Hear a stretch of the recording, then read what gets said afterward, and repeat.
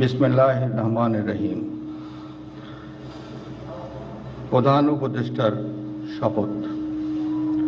আমি মোহাম্মদ ইউনুস সশ্রদ্ধ চিত্তে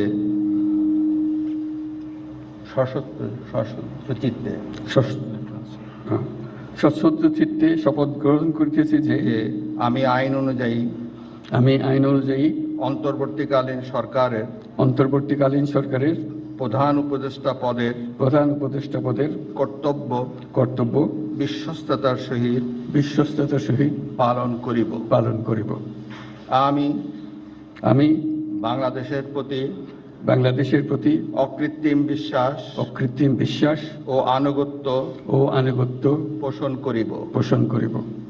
আমি সংবিধানের রক্ষণ, সমর্থন ও নিরাপত্তা বিধান